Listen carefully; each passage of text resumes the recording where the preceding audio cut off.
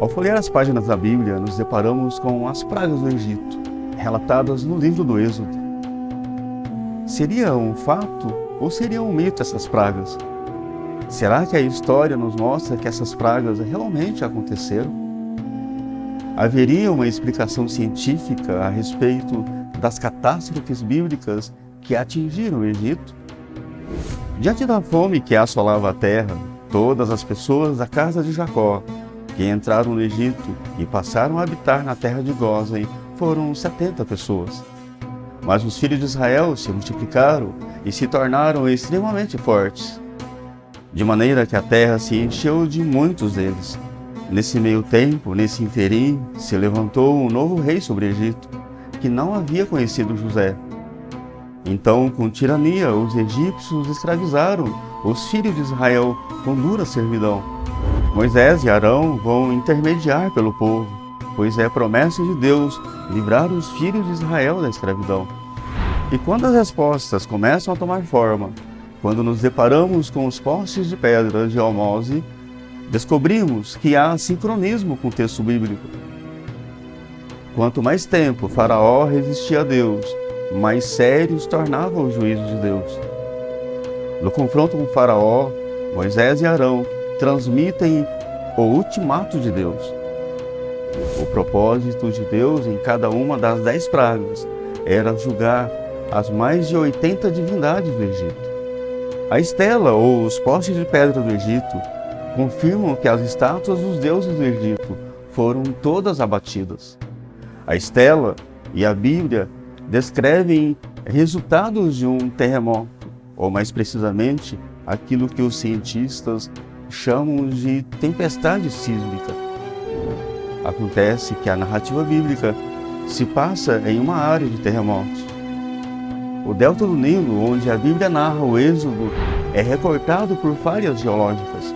A leste, há uma grande fossa tectônica que separa a placa asiática e africana e segue pelo Mar da Galileia, o Mar Morto e o Mar Vermelho até a África. Mas também há uma falha que corre pelo moderno canal de Suez e outra ao longo do delta do Nilo, sob a antiga Ávaris.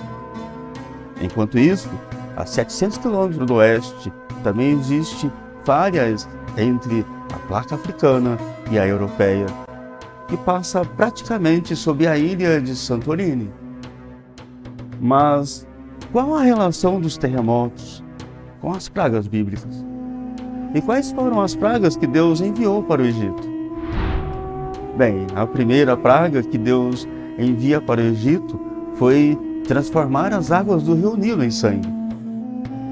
Veja, quando provocado o vazamento de gás subterrâneo misturado à superfície e ficando avermelhada a água, a primeira coisa que ocorre, a primeira coisa que acontece nessa circunstância é a falta de oxigênio na água, ocorrendo a mortandade dos peixes.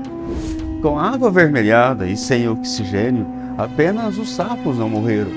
Diferente dos peixes, os sapos pulam para fora da água, assim ocasionando a segunda praga bíblica, que foi a infestação dos sapos. A falta de água potável tem como consequência a infestação de piolhos, moscas, epidemias bacterianas entre pessoas e até mesmo entre os animais.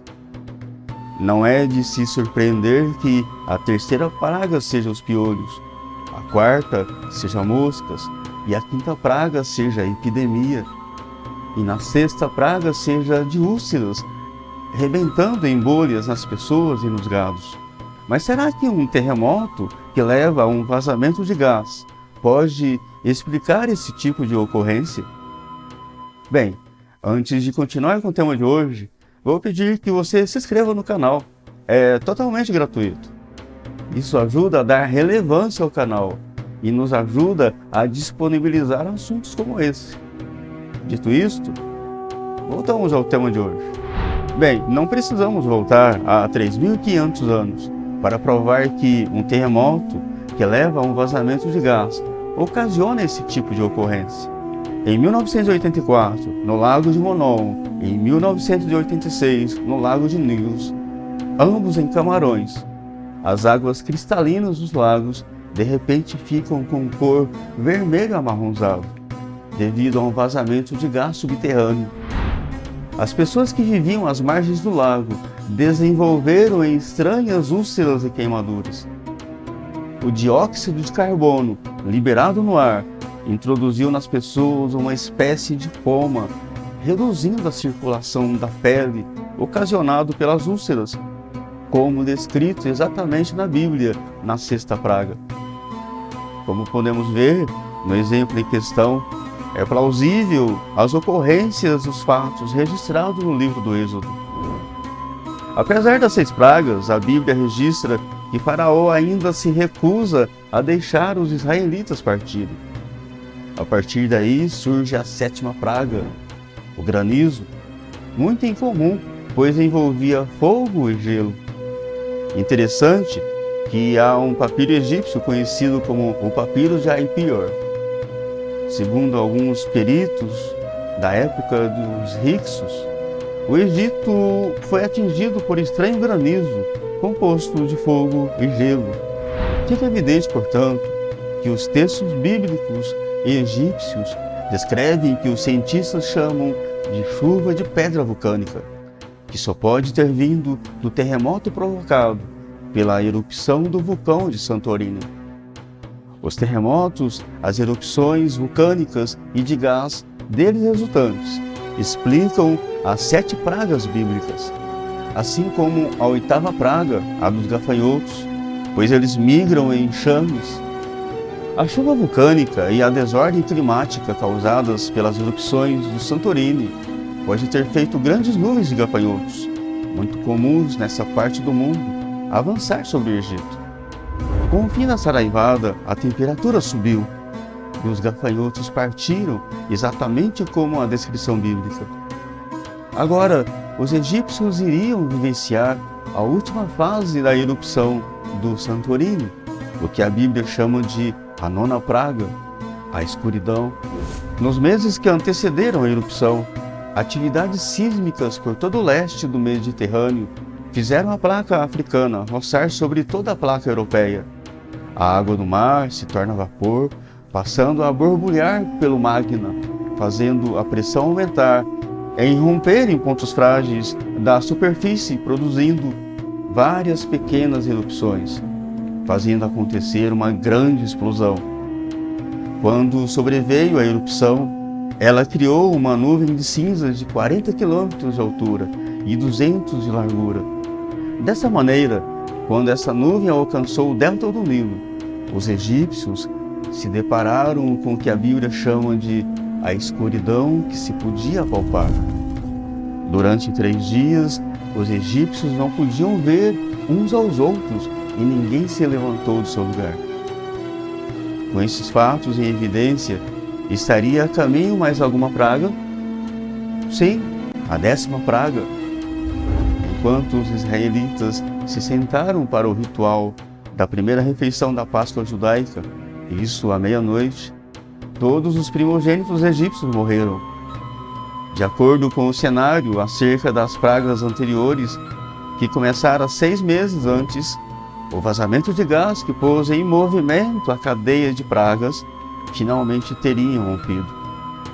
O dióxido de carbono poderia ter chegado à superfície e, por ser mais pesado que o ar, ter matado animais e pessoas adormecidas antes de dissipar na atmosfera. Algo semelhante aconteceu em 1986, no Lago de Nios, em Camarões. Na noite do dia 21 de agosto, enquanto os moradores de Nios dormiam, a superfície do lago, que até então mantinha o carbono preso, naquela noite, com a pressão da superfície, ele é liberado, em meio a uma neblina visível, asfixiando tudo em seu caminho. No dia seguinte, aqueles que haviam dormido em lugares mais altos acordaram para encontrar cerca de 1.800 pessoas mortas, além de centenas de cabeças de gado e animais. Os primogênitos egípcios tinham posição privilegiada. Eram os herdeiros do trono, das propriedades e dos títulos. Eles dormiam em camas egípcias sobre o chão, enquanto os demais dormiam em telhados, galpões e carroças.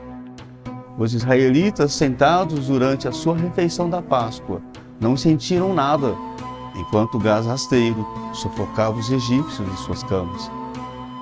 Na arqueologia é possível verificar a veracidade dessa praga em questão. Em Ávares foi encontrado uma grande quantidade de túmulos anteriores ou do mesmo período em que foi datado o Êxodo. Os túmulos mais antigos são exemplos clássicos da epidemia que mataram homens, mulheres e crianças. Mas na época do Êxodo foram encontrados nos túmulos apenas homens. Pelo tamanho dos túmulos e número de pessoas encontrados, é possível que eles foram mortos em rápida sucessão, sendo eles atirados dentro dos túmulos. Foram encontrados corpos de ursos, outros estavam apenas a 20 centímetros de profundidade, enquanto outros havia apenas uma fina camada de terra por cima. Após a morte dos primogênitos, Faraó finalmente cedeu, deixando que Moisés levasse o seu povo para fora do Egito. O que fez Faraó desistir foi a seletividade da morte. O fato de apenas os primogênitos machos terem morrido foi uma demonstração de que o próprio Deus estava envolvido. Os egípcios apertavam com o povo, apressando-se em lançá-los para fora da terra, pois diziam: todos morreremos. Aconteceu que, ao cabo de 430 anos, nesse mesmo dia, todos os israelitas saíram da terra do Egito.